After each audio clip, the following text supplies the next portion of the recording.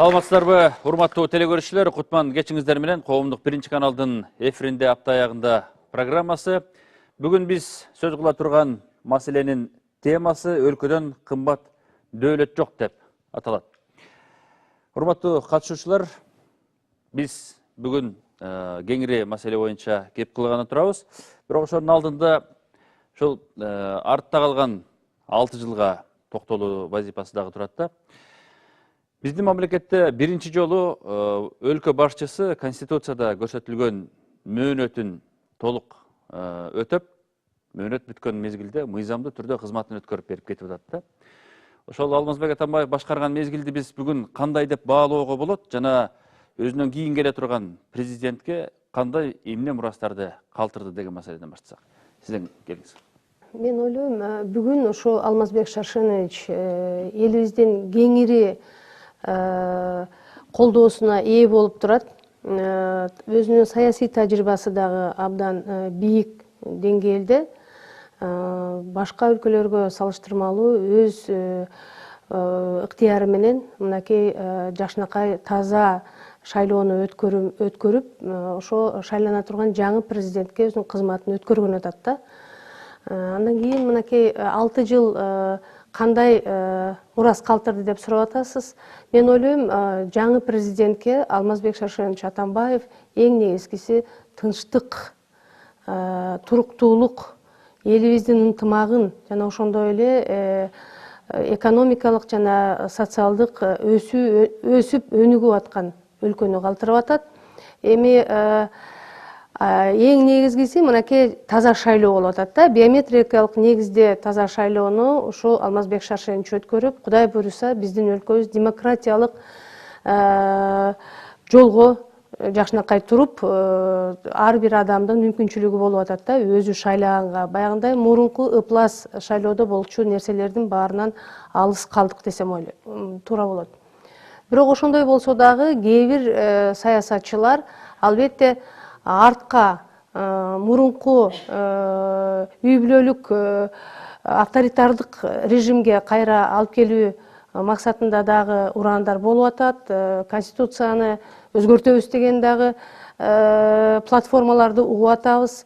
Мына Алмазбек Шаршеновичтин эң негизги мынакей жасаган жакшы иши бул биздин өлкөбүздү демократиялык жолго салып, өсүү өнүгүүгө алып келди. Эң негизгиси энергетикалык көз карандыска ээ болдук бүгүнкү күнү. Газыбыз күйүп турат, бардык мынакей конуштар, керек болсо региондордо газдалып атат, туурабы? Андан башка социалдык чөйрөгө дагы ошо Алмазбек Шаршенович абдан чоң бир басым жасады. Аны өзүбүз көрүп атабыз. Бул мектептерди куруу маселесин абдан чоң бир каражатты киргизип, башка источниктерден, мынакей Алмазбек Шаршенович ар бир айылда заманбап мектептерди куруп атат. Өсүү өнүгүүбүз абдан көп. Мен ойлойм, менин коллегам бул боюнча айтат болуш керек. Бизде 10-жылдан бери ушул туруктуулуктун себептери жаңы модель киргизгенден болуп калды. Биздин модель боюнча президент калыс киши катары 6 жыл туруп берет, Конституция боюнча, бир мөөнөт. Ал эми шайлоо сайын депутаттар алмашат, фракциялар тараган сайын өкмөттөр алмашат да. Ошол өзгөрүүлөр, саясий күчтөр келип бийликке өздөрүнүн кызыкчылыктарын айтып, анан кайра алмашып турган учурда 6 жыл бою бир калыс туруктуулуктун институту катары бул президенттин администрациясынын туруктуулугу болуп калды. Демек, ошол 6 жыл бою бийликтин бутактары өзгөрүлүп аткан учурда каяка баратабыз, же алмашып кеткен учурда бир жака буйтап, ары бери өзгөрүп кетпеш үчүн бир жолдо жүрөлү деп туруп, жаңы бир ыкма кирди. Бул деген туруктуулук стратегиясын чыгаруу. Биз каяка барабыз, каяка кетебиз, кайсы бийлик алмашып, кайсы бир өкүлдөр келбесин, кайсы чыгаан жигиттер келбесин, ошол бир жолу кабыл алган стратегия аягына чыгыш керек деген сөз да. Өзүңүздөр билесиздер, биз парламенттик мамлекетке өттүк. Башка мамлекеттерге, Советтер Союзунун арасындагы мамлекеттерге салыштырмалуу бул жаңы нерсе. Анан ушул модель иштеп кетти. 2 жолу шайлоо болду, депутаттар алмашты, иштеп кетти дагы ички маселе тез ара чечилип, мына өкмөт деле алмашып кетти дегенде. Ошолор өзгөрүлгөн сайын ошентсе дагы бир институт туруктуу болуп берди. Эми 6 жыл бат бүтүп калат экен. Чоң нерселер кыска мөөнөткө батпайт экен. Анан ошол ички маселелер чечилгенден кийин анан сырткы саясат күчөй баштады. Байкасаңыз, акыркы 2-3 жылдын ичинде биз чоң маанилүү жетишкендиктерге ээ болуп атабыз. ЭАЭКтин рыногуна кирип, кошуна мамлекеттер менен жылуу мамиле түзүп дегендей. Эми ошол ыкмалардын бардыгын жеткирип, кайра уулап кетиш керек болуп атат да. Экономиканын кээ бир чоң кубулуштарына 6 жыл мөөнөт же 3 жыл мөөнөт деген жетпей калышы ыктымал да. Биз азыр ошол кырдаалда турабыз. Бүгүнкү шайлоонун эл тандай турган кырдаалдын өзгөчөлүгү ошол да. Президенттер келип кете берет. Бирок баштап койгон жумуштун аягына чыгып коюш, бул эгерде жакшы нерсе башталган болсо, бул жакшы нерсе, ошону көңүл буруп коюш керек да, элдин назарын салыпчы.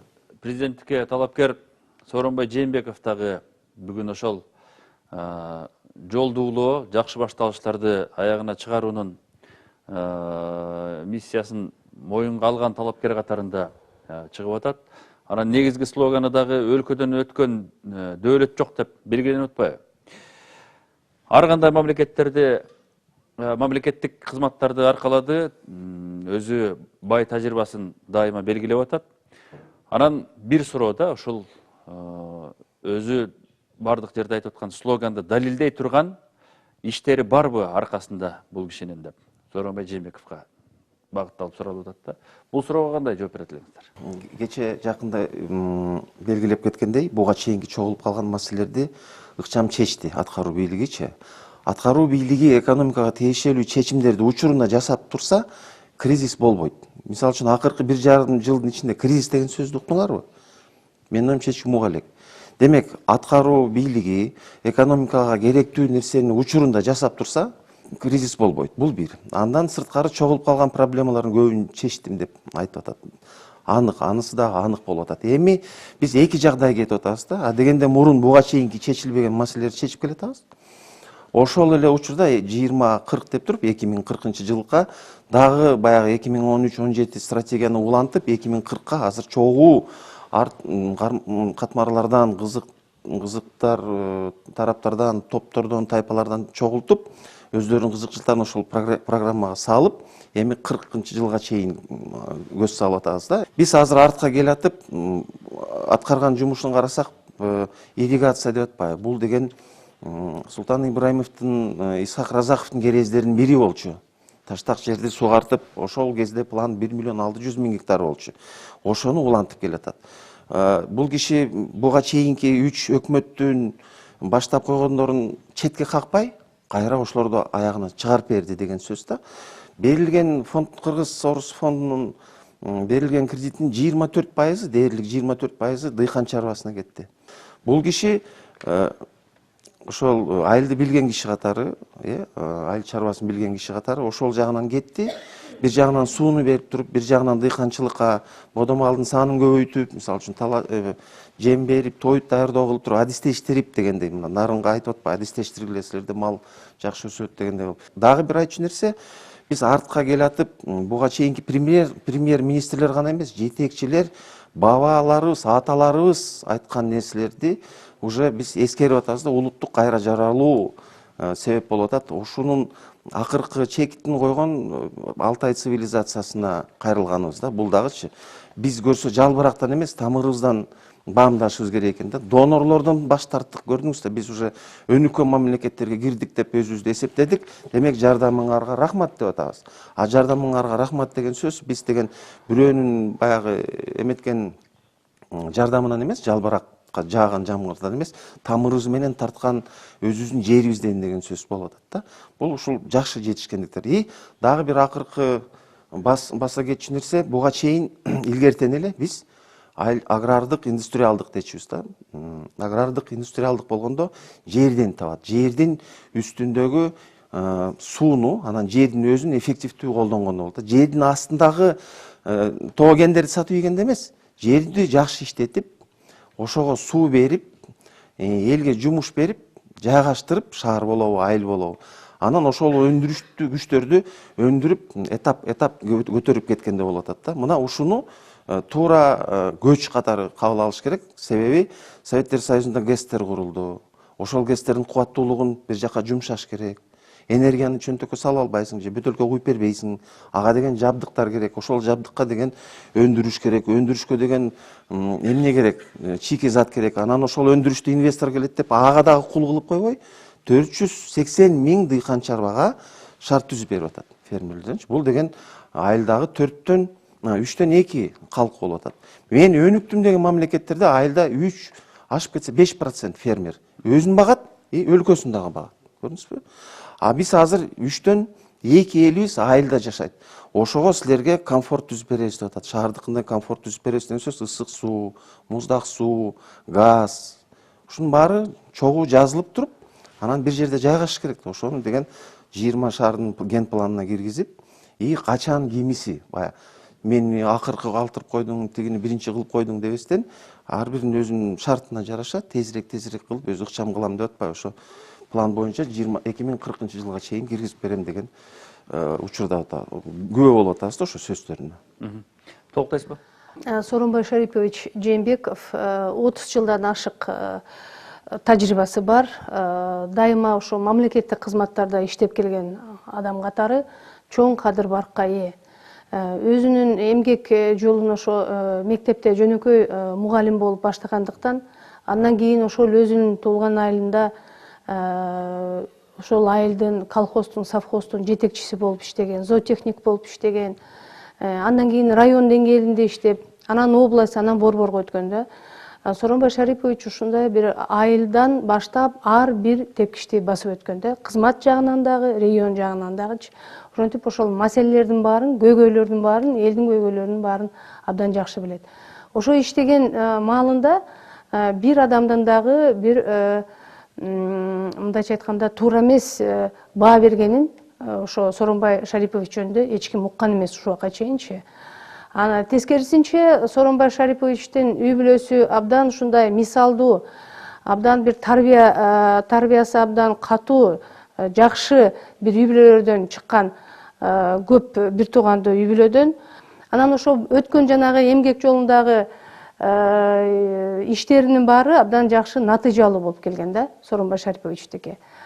Башкасын айтпасак, эң негизги эле ушу премьер-министр болуп 1 жылдан ашык иштеп калды.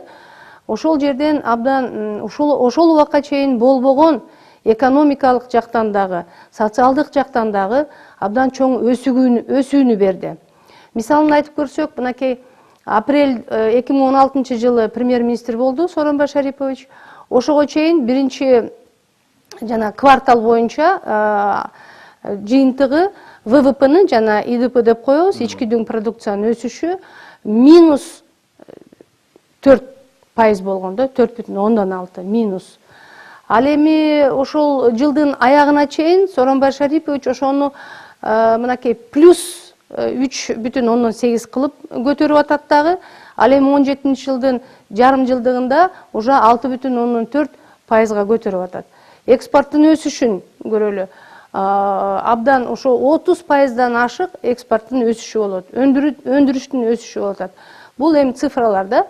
Андан башка мынакей ошо салыкты болсо ошо мурункуга караганда Сооронбай Шарипович премьер-министр болуп иштеп турган кезде 11 миллиард сомго көбүрөөк жыйналган.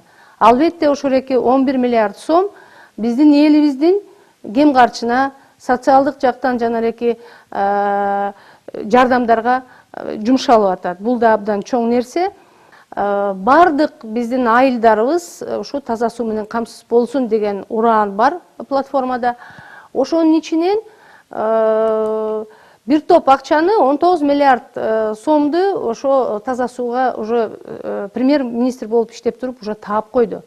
Кудай буйруса, мына 650 айылда таза суу ачылат да. Ошентип мынакей жакшы жетишкендиктер бар, ийгиликтер дагы бар.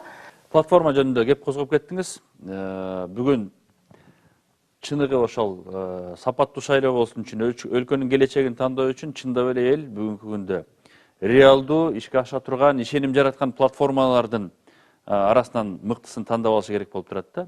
Ушул жагынан алганда сиздердин пикирде Сооронбай Жээнбеков шайлоо алдында сунуштап аткан платформанын өзгөчөлүгү эмнеде? Эмнеге кайсы жааттарга өзгөчө басым жасалып атат? Эми Сооронбай Шарипович Жээнбеков өзүнүн платформасынын атындагы ошондой койду, өлкөдөн кымбат дөөлөт жок депчи. Анан эң негизги максат ошо платформада жазылган, бул биздин өлкөбүздү күчтүү, көз карандысыз укуктуу өлкө болушубуз керек да. Азыр ошондойбуз, ошону андан ары улаш керек. Андан башка жашообуз үчүн ыңгайлуу, чөйрөсү таза, көп тилдүү, билим берүүсү жогору деңгээлдеги ушо коомдук тынчтыкта жашаган өлкө. Мыйзамды бекем сактаган, байгер, экономикасы өскөн, инвесторлорго жагымдуу шарттарды түзгөн жана ошондой эле эл аралык авторитети, бедели бар өлкө.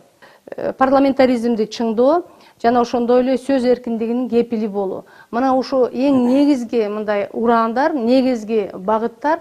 Мына ушунун ичинде абдан бир жана менин коллегам айтып кетти, өзү активдүү катышуу менен ушу стратегия 2040 деген биздин өлкөбүздүн алдыгы 2040 жылга чейин өнүгүүсүнө өзү катышып, ошол багытта бардык нерселерди мындайча айтканда кадам менен киргизилди да. Билим берүү системасына Сооронбай Шарипович абдан өзүнүн чоң бир кунтун коюп, рекорддук деңгээлдеги ушу каражат бөлдү 2017 жылы.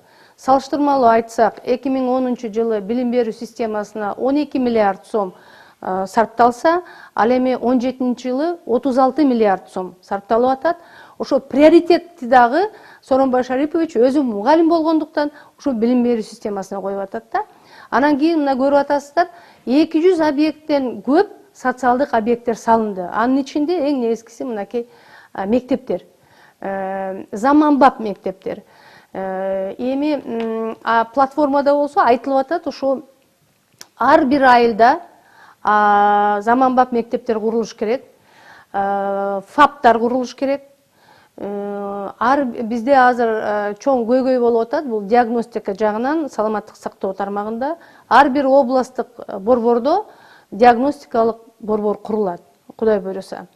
Андан кийин биздин ошо мугалимдердин, дарыгерлердин деле ошо социалдык чөйрөдө иштеген кызматкерлердин статусун көтөрүү жөнүндө чоң багыт кирип атат платформага.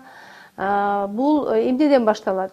Эң негизгиси ушу жана кызматкерлердин маянасын көтөрүүдөн башталат.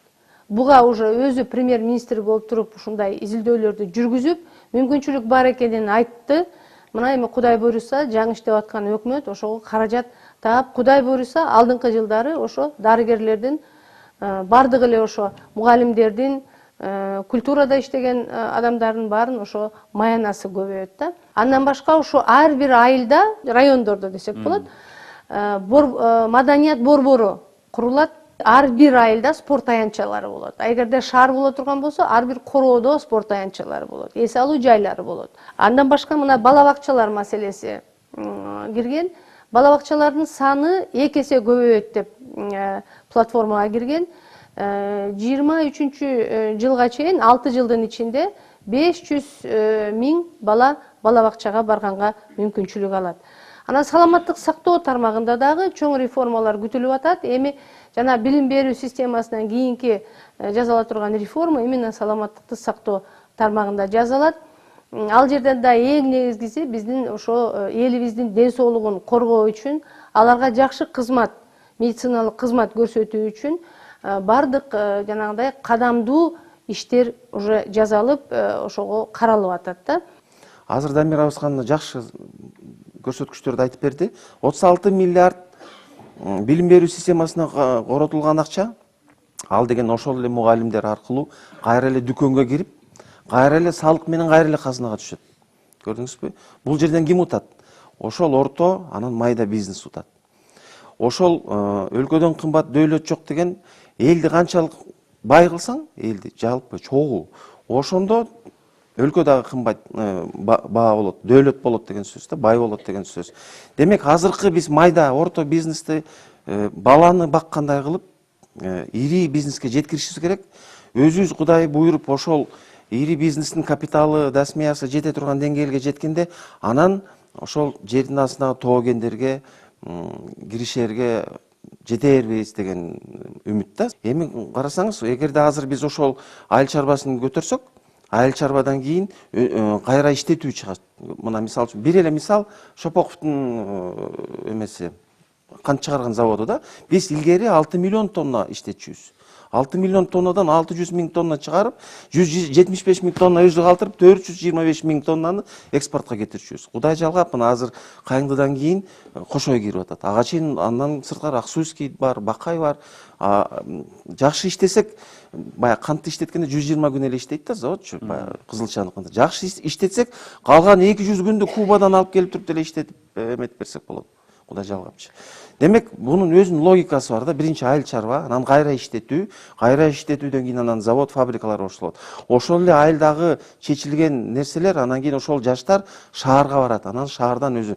Ошол эле 480 миң киши өзүнө кожоюн болуп, ар бириси колунан келишинче иш кылса, пожалуйста. Жаштар тапкан акчаны калыс түрдө салык менен алып туура бөлүп бериш, окутуп, чокутуп, кайра эле ошол бизнеске кадр даярдап бериш. Бул деген көрдүңүзбү, мындай табигый кубулуштар сыяктуу эле бул ички закондор. Ошол закондорду билген киши керек да. Ошол билген киши катары азыр ошо Сооронбай Шарипович көрүнүп атат. Менин оюмча жакшы көрүнүш. Колдош керек мындай нерселер. Негизги айырмачылыгын бул платформанын эмнеде деп белгилесек болот? Башка талапкерлер сунуштап аткан платформалардын арасында.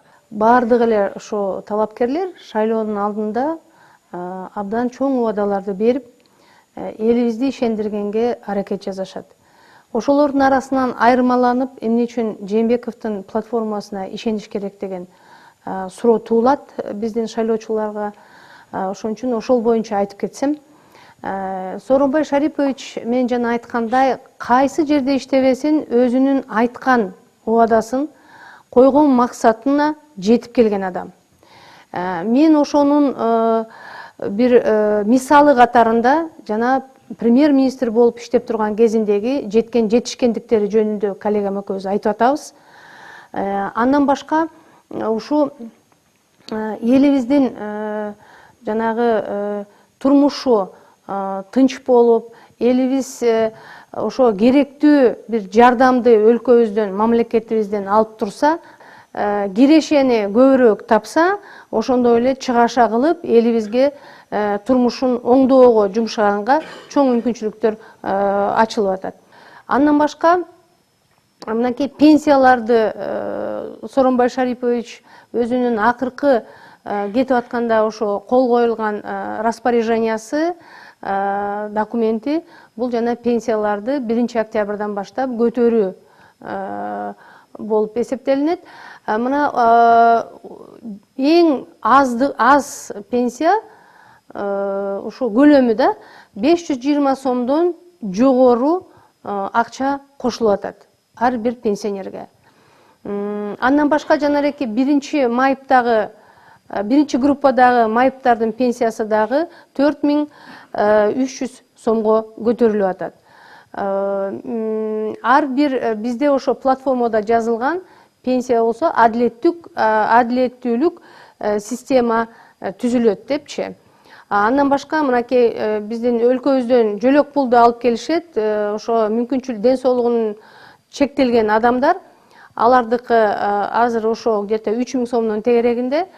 Платформада кирген максат бул ошолордун жөлөк пулун орто жашоо минимумуна жеткирүү болуп саналат. Бул где-то 5000 сомдон тегерегинде болот да. Ал эми өзүңөргө белгилүү болгондой, өтө көйгөйлүү маселе элибиздин жана катмарында бул ден соолугу чектелген, мүмкүнчүлүгү чектелген балдар үй бүлөдө. Мына ошону багабыз деген ата-энелер өмүр бою баласын багып үйдө отурганга муктаж, мажбур болушат да. Бирок убактысы келип ошо пенсияга чыгаардын алдында алар өтө аз эмгек жолунда болбогондуктан, иштебегендиктен алардын маянасы жок болгондуктан ошо өтө аз чегерилет пенсия. Ошондой болбос үчүн мынакей ошо балдарын баккан үйүндө отуруп ата энелердин ошо баккан убактысын пенсиясына иштеген адамдар катары ошо стажга киргизилет, Кудай буйруса. Анан кийин мына биздин элибиз деле билет болуш керек. Илгери Союз убагында ошо балдарыбыздын ден соолугун өтө жакшы көңүл бурулчу. Андан кийин бул унутта калып калган. Мына биздин платформада ошо биздин мектепте окуган балдардын ден соолугун ар жыл сайын акысыз профилактикалык түрдө кароо болуп эсептелинип атат. Андан башка мынакей жана мен айтып кеттим, элибиздин ошо бюджеттик негизде иштеген мүмкүнчүлүгү жок ошо коммерциялык баадагы батирлерди сатып алууга. Албетте адамдын жумушу болуш керек, анан үйү болуш керек дегендейчи, маянасы болуш керек дегендей. Мынакей ошо үй, турак жай боюнча чоң маселе болгон. Сооронбай Шарипович мына премьер-министр болуп келген кезден баштап ошо үстөгүн жанагы ипотечный кредитование, ипотекалык насыя деп коебуз. Ошону 14%дан 10-го түшүрүп атат. Мына бүгүн болсо ал 8%га түштү. Бул дагы ошо Сооронбай Шариповичтин демилгеси. А биздин платформада болсо ошол үстөк 6-7%га түшүш керек. Ошентип биздин бюджеттик сферада аз маяна алып башкаларга коммерциялык ишканада иштегендерге караганда ошо биздин адистерибизге чоң мүмкүнчүлүк ачылып атат да. 6 жылдын ичинде 1 миллион квадрат метр турак жай берилет. Ошол атайын программа менен. Жылына 3000 үй бүлө жаңы коңуштуу болушат. Азыр болсо өзү иштегенде ошону көргөздү да, аныктады. Бул мүмкүнчүлүгү толугу бар экенинчи ушул программанын. Анткени ошо 1 жылдын ичинде 1540 үй бүлө коңуштуу болду. Алдыда болсо жылда ошондой 3000ден үй бүлө алып отурса, ошо 6 жылда канча миңдеген адам коңуштуу болот. Кудай буйруса, бул дагы ошол Сооронбай Шариповичтин элдин көйгөйүн билгенин, ошол элдин көйгөйүн чече билгендигин аныктап ошо өзүнүн мынакей платформасына киргизип атат. Сооронбай Жээнбековду талапкер катарында бүгүнкү күндө 60тан ашык коомдук уюмдар, саясий партиялар колдоп чыккандыгын билдирип атышат. Андан тышкары ушул бардык диаспоралардын өкүлдөрү дагы ушул өзгөчө ишеним менен мамиле жасагандарын айтышууда да. Анан Сооронбай Жээнбеков дагы ушул жолугушууларда ага чейин деле ушул биримдиктин мааниси, баасы мамлекет үчүн канчалык экендигин, бийиктигин белгилеп жүргөн киши. Президенттикке шайланып кала турган болсо, чындап эле ушул ички биримдикти, калктын ынтымагын, достугун бекемдей алабы деген суроого. Бул сиз азыр катмарларды айтып атасыз. Спорт чөйрөсү бөлөк, улуттар бөлөк деп кетти. Анан территориялар да бар да, бизде аймактарчы. Ал дагы айтып атат, ар бир аймакты адистештиребиз дейт. Эгерде ар бир аймакты адистештирип койсо, ошондо 7 областыбыз бири-бирине керек болуп калат. Ошондо муштумдай бекем мамлекет болот да. Эң негизгиси калыс болуп бериш керек. Бирөөсүнө тартпай, бирөөсүнү кемситпей калыс болуп берсе, мыйзам деген өзү калыс болуш керек мындай. Сезимтал болбой. Ошондо менин оюмча. И дагы бир нерсе, эмне каяктан чыкканын билиш керек да. Мисалы үчүн эгерде азыр мына социалдык тармакка акча кеттиби, орто бизнес каяктан байыйт? Ошол бюджеттен кетип аткан акчаны мугалимдер дүкөнгө алып келип атат, анан сен ошондон таап атасың деген сөз да. Бирөөдөн ала койдуң. Кредит деген сөз эртең кайтарасың деген сөз. Аны кайтарасың. Кептин баары айырмада. Ошол айырманы табыш үчүн ак мээнетиң менен таап ал деген сөз да. Иштеген киши менин досум деп атат ал. Байкасаңыз. Демек ошол катмарларды калыс болуп туруп бизнестин салыгынан социалдык тармакка бөлүп бериш бул биринчи эме. Экинчиси дыйкандардын иштеген чийки заттарын өндүрүш, кайра иштеп чыгарган өндүрүшкө өткөрүп бериш. Бул кийинки озуйпа. Ошол мыйзамдарды, экономикалык мыйзамдарды, мындай социалдык тармакта коомдун мыйзамдарынан сырткары дагы экономикалык мыйзамдарды эске алып жүргүзүп бериш. Бул менин оюмча ушул кишинин озыпасы да келе аткан 6 жылда. Енді қошып қойсам, Қошып жақсы. Сооронбай Шарипович Жээнбеков ошо эл арасында ынтымакты чыңай алгандыгы, ошого мүмкүнчүлүгү толук, тажрыйбасы толук жеткендигин аныктап кетти ушуга чейин эле. Мынакей өзүңөр билесиңер, 2010 жылы июнь когалаңында Сооронбай Шарипович эң биздин өлкөбүздүн кыйын мезгилинде ошо чоң бир область, Ош областынан жетекчиси болуп туруп, биринчиден жанагы жарандык согуштан аман эсен алып калып ошого жеткирбегендердин эң бири. Бул бир. Экинчиден ошо когалаңдан кийин абдан кыйын мезгил болду. Кайра туруу, бутка туруу, өсүү мезгилинде дагы ошо Сооронбай Шарипович эки элди ынтымакка чакырып, аларга калыс болуп, тең болуп, тең мамиле жасап, бардыгын баягы 5 жылдын ичинде ордуна коюп койду. Мына ошону көрүп туруп, биздин башка улуттардын өкүлдөрү бул адам деген жеке бир жакка тартпаган, калыс адам экен, ынтымакты сактай турган адам экен деген ошондой ишенич болуп, жанагы бүгүнкү күнү улуттун, көп улуттардын диаспоралары колдоп атканы ошол.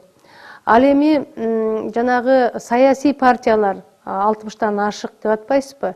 Жана коомдук ишкерлер колдоп атканы бул Сооронбай Шарипович артында чоң саясий күч бар. Бул СДПК партиясы.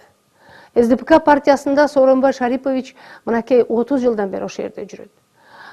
Бул бардык баягы ысыгына күйүп, суугуна чыдаган партиец, баардын башынан өткөргөн, ошо партияны, ошо партиялаштардын баарын ошо лидер катарында жакшы ийгиликтерге алып барганга жөндөмү бар деп ошондой бир ишенич болуп атат. Албетте ошо азыр кадырлуу, барктуу, бүт мындайча айтканда көп мүчөлүү партия СДПКдан болуп аткандан кийин Сооронбай Шарипович албетте ошол партиянын жүргүзгөн саясатын колдогон жанареки бир топ 60-ка жакын ошо саясий партияларда колдоп атат. Эми Сооронбай Шариповичти бүгүнкү күнү мынакей бир региондордун баарын кыдырып чыкты. Эл менен жолугушуу абдан тыгыз болуп атат. Суроолор дагы түшүп атат. Ошонун негизинде мен как Сооронбай Шариповичтин ишенимдүү адамы катарында айтып кете алам. Бүгүнкү күнү элибиздин чоң катмарына, калың катмарына Сооронбай Шариповичти колдоп атат десем мен жаңылышпайм. Анткени эл ишенип атат бүгүнкү күнү. Элибизге эртеңки митингдер, же болбосо революция, же болбосо кайра конституцияны которуу маселеси бүгүнкү күнү кереги жок.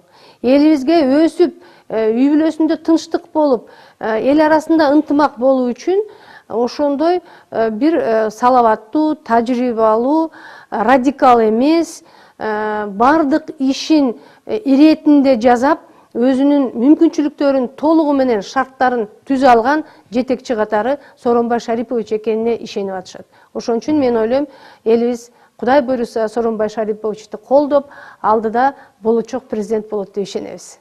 Биздин студиябызда атайын келген меймандар бар, силерге дагы сөз. Саламатсыздарбы? Мен ушу кыргыз элим гүлдөсүн, Кыргызстанымда тынчтык болсун, ушу Алмазбек Атамбаев ушундай 6 жылдын ичинде көрө алдык да, элгеч кыргыз эли кандай гүлдөдүк, көчмөндөрүбүздү көрдүк. Ошол өзү эле айтып турат да, тема кыргыз көчүн улайт деп. Биз ошон үчүн Сооронбай Жээнбековичка талап кылабыз да. Биз ошол кишини президент кылып шайласак татыктуу да. Анткени көрүп атабыз, биз Ленин районуна барды, Арча Бешик чоң конушу бар. Биздин новостройкалардын турмушу өтө оор болчу. Мына 6 жылдын ичинде Алмазбек Атамбаевка ыраазычылык айтам, ден соолукта болсун, жакшы эс алсын да, жакшы эс алууга каалайм. Анан ошо Сооронбай Жээнбекович президент кылып шайласак Кыргызстаным гүлдөйт, оңолот деген тилектебиз. Ден соолук каалайм. Рахмат. Кошуласыздарбы сиздер? Мен дагы ушу баатемелик айтылып турган ушу депутаттардын, эксперттердин сөздөрү мага ушунчалык мындай кичине эметти да. Анан мен ойлойм, ушу үмүт менен жашайт экенбиз, эл журтчу, элибиз. Ушу келген президентибиз үмүтүбүздү аткарса экен, жакшы ыймандуу президентибиз келсе экен деп. Анан бул келе турган Сооронбай Шариповичтин дагы платформалары, айтылып аткан эмелери элге ылайыктуу экен да, бул иш иштеп кетет деп да мен өзүм айта алам уверен. Мен ушу ойлончу элем көп, ушу мурунку Алмазбек Шаршеновичтин дагы президентке келеринде аябай үмүт кылчу элем да. Анткени кандай башка мамлекеттердин жашоосун көрөсүң да, ушундай бир шаар болсо, кыялданчыбыз да. Трамвай, троллейбус, мындай жакшы кооз шаар болсо деп ойлочумун да. Анан Кудайга шүгүр, жакшы президент келди. Алмазбек Шаршенович жакшынакай гүлдөтүп койду бул чамча жерлерибиз, асфальт, таш жолдорубузду асфальттады. Баскан турганыбыз жакшы, таза, кичине таза шаар болдук. Анан эми келе турган президентибизге да ушу жакшы каалоо тилейм, ушу жакшы президент болуп, элдин сүймөнчүктүү президент болсун, элдик президент болсун. Сооронбай Шариповичти мен колдойм.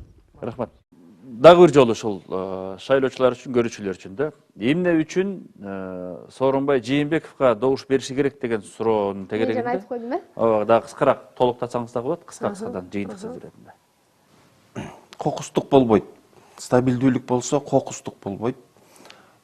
Мектепти бүтүп окууга өткөн жигит, кыз болобу, жогорку окуу жайын бүтүп мамлекеттик кызматка кирип, ар бир тепкичтерин өтүп президентке жетсе болот дегенди далилдеп берет. Ушул киши көрсөтсө, ошондо жоочун күчтөр келип, өзүнө тиешелүү тууган уруктарын киргизип, бузат деген, тартипти бузат дегенден алысмын мен. Ошон үчүн Сооронбай Шарипович келсе үлгү катары көрсөтөт эле. Студенттик кезден жакшы окуган жигит кызматка кирип, кызматтын ар бир тепкичтерин өтүп, элине жакшы таза иштеп берсе, анда мамлекет оңолот, ошол дөөлөткө жетет деген сөз. Ошон үчүн үлгү катары колдоп бериш керек деген ойдомун. 6 жылда элибиз көрдү кандай ийгиликтерге жетишкендикке жетсе болот экенин. Аны Атамбаев белгилеп аныктап кетти. Мына Сооронбай Шарипович болсо, Атамбаевдин жүргүзгөн реформасын, анын ошо жакшы ийгиликтүү иштерин баарын жыйынтыктайт. Ошонун жакшы ийгиликтерин жаратып, ошону улантат. Мынакей ошол жанагы стратегия 2040 деген стратегияда жазылган баардык иштер кадам-кадамы менен, каржысы менен баардык ошо мамлекеттик деңгээлдеги кабыл алынган документти өзүнө уран кылып, мынакей платформасына киргизип атат. Албетте Сооронбай Шариповичке ишенич абдан чоң. Эмне үчүн дегенде, жанагы мурун айткан сөздөрүбүздү аныктап кеттик. Ал киши жөн эле куру убада эмес, өзүнүн убадасын, жасаган иштерин ошо аныктады да. Бүгүн анын баары биздин элибиз көрүп атат. Эгерде биздин алдыда 6 жылыбыздагы өткөн 6 жылдай тынчтыктын, ынтымактын, стабилдүүлүктүн жылы болсун десе, значит, ошо Сооронбай Шарипович Алмазбек Атамбаевдин жасаган ишин улай турган реформанын экинчи бөлүгүнүн кепили боло алат деген күчтөр, ошо жарандарыбыз, шайлоочуларыбыз баары Сооронбай Шариповичке добуш берет деп ишенебиз. Рахмат. Урматтуу телекөрүүчүлөр, сиздер апта аягында программасын көрдүңүздөр. Бүгүн биз Кыргыз Республикасынын президенттигине талапкер Сооронбай Жээнбековдун шайлоочуларга сунуштап жаткан платформасы, анын өзгөчөлүгү жана ишенимдүү реалдуулугунун тегерегинде артыкчылыктары туурасында кеңири сөз кылдык. Саламатта туруңуздар.